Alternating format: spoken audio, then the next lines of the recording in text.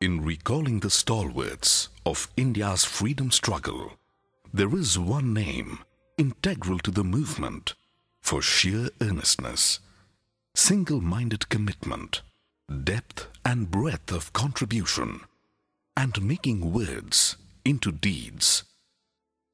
Jamnalal Bajaj. To propagate and promote the ideals to which Jamnalal Bajaj devoted his whole life, the Bajaj Group, at the initiative of Jamnalalji's younger son, Ram Krishna Bajaj, founded the Jamnalal Bajaj Foundation in 1977. Besides undertaking various rural development projects in selected areas, the foundation honors the outstanding contribution of people engaged in work on Gandhian lines through 4 annual awards. Each of these awards carries a citation, a trophy, and a cash prize of ₹5 lakhs. Jamnalal Bajaj Foundation started the 4 awards with the objective broadly of encouraging, recognizing and rewarding those outstanding people who have given their life and completely involved themselves in Gandhian activities, constructive activities, even application of science for rural development, and of course uplift of women and children. The 4th award, which was started about 20 years ago, is for propagating Gandhian values abroad. The peculiarity or speciality of this award is that the focus on Mahatma Gandhi and his services to the nation is kept very sharp and very clear. Gandhiji never used the word as independence. His word was Swaraj, you may call it freedom. And then he said that his 18 constructive programs were the foundation of good governance. Therefore, the constructive program was treated by Gandhiji as the backbone of the governance of the free India. There is this very special award where science, technology and innovation is used to make a difference to the lives of the people, particularly the downtrodden people in the villages, the poor, something that Gandhiji always wanted to help and wanted to serve. When we select some of these awardees, they actually are representing as models for the younger generation to emulate.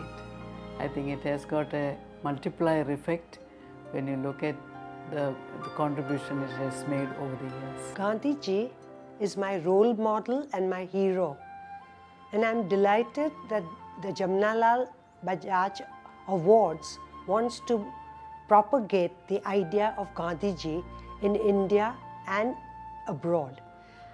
It's very much needed at a time like this when we are consumed by materialism, selfishness, and countries are in conflict with each other.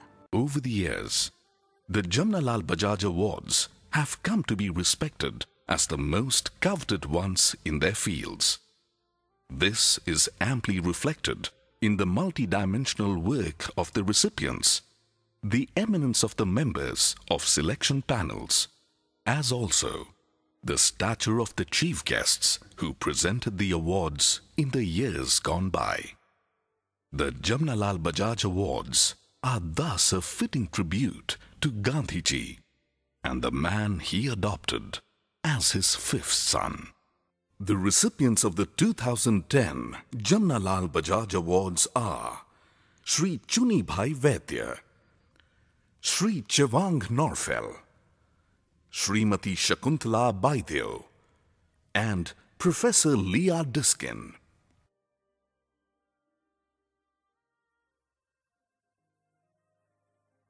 Shri Chunibhai Vaidya's name is synonymous with resistance to injustice and commitment to the cause of social development. Heeding Vinoba Bhave's call, Sri Vaidya undertook publication work for more than 12 years before returning to Gujarat during the Gramdan movement. In the course of a life devoted to social service, Sri Vaidya has opposed pre-censorship and censorship, suffering imprisonment, successfully compelled the Rajasthan government to close down liquor shops, and was instrumental in drinking water supply to more than 352 villages.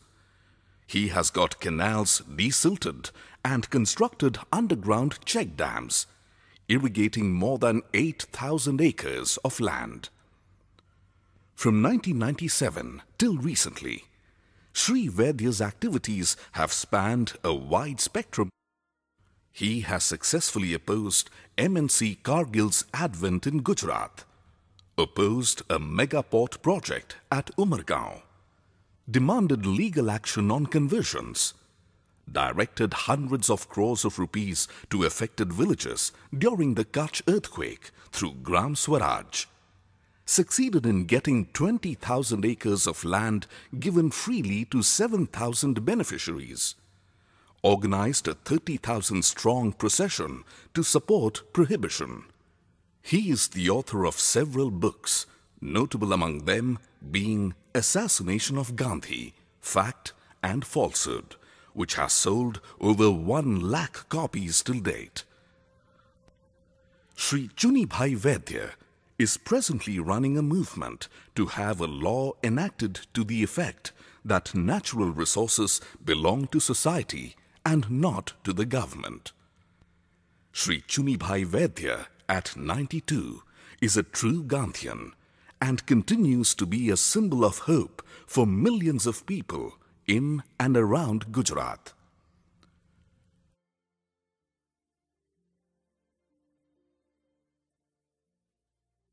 Sri Chewang Norphel has devoted his life to the betterment of Ladakh, the driest region in India. Scanty rains in this area means no agricultural activities can be undertaken for most part of the year.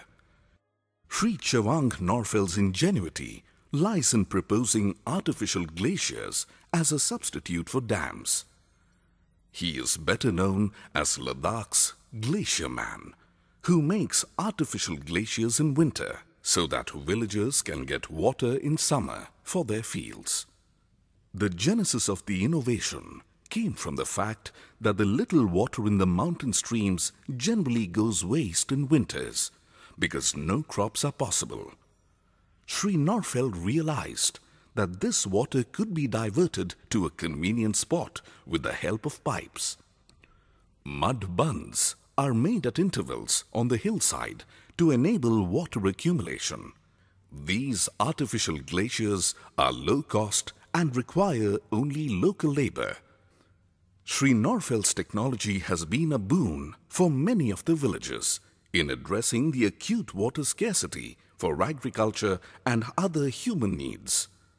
Sri Norphel is currently working as Chief Project Officer, Natural Resource Management for a Leh-based NGO called Leh Nutrition Project, or LNP.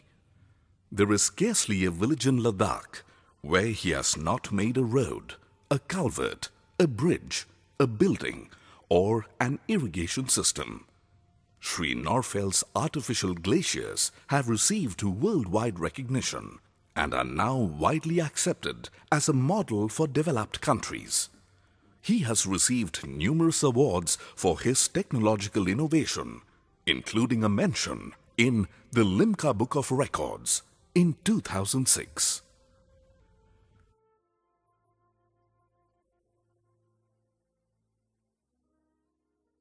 Srimati Shakuntala Bajaj began her social commitment early, taking part in social activities during the freedom movement while still in school. In 1947, at the invitation of late Amal Prabha Das, she joined her at the Kasturba Gandhi National Memorial Trust in Assam, of which she continues to be a trustee.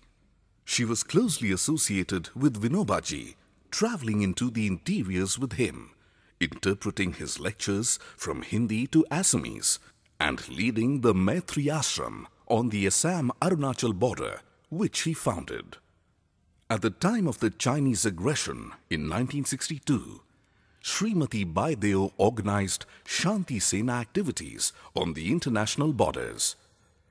In 1973, Srimati Baideo initiated Mahila Padyatra in Assam and took part in the Go Hatya Nivaran movement in Bengal in 1978 and was arrested. As part of the Saranya Ashram, which Shakuntalaji is associated with, there are 22 Gram Seva centers spread over the northeast, serving the villagers, especially women and girls.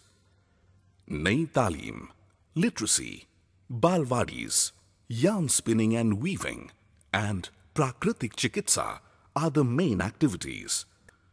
The insurgency-prone areas of the northeast have received Shakuntalaji's soothing care for over 20 years.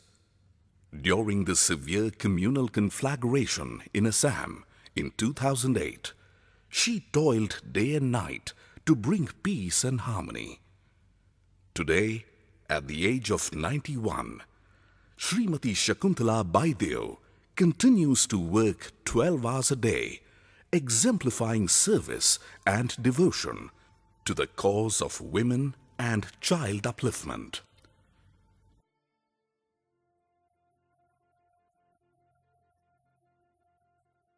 Professor Lea Diskin is the founder of the Pallas Athena Association, a Brazilian NGO dedicated to developing, fostering, and managing community-oriented programs and projects. Very significantly, she has been organizing a Gandhi Week every year for 28 years to keep his philosophy of politics, peace, non-violence, and truth alive. Professor Lea Diskin conceived and developed the Priceless Values Educational Program for the teachers of the Sao Paulo state schools in strife-torn and economically weak areas, training them in Gandhian solutions. Professor Diskin has been organizing training programs for the civil and military police. The Ethics of Welcome program was developed by Professor Lea Diskin for the staff of the municipal network of health facilities in Sao Paulo.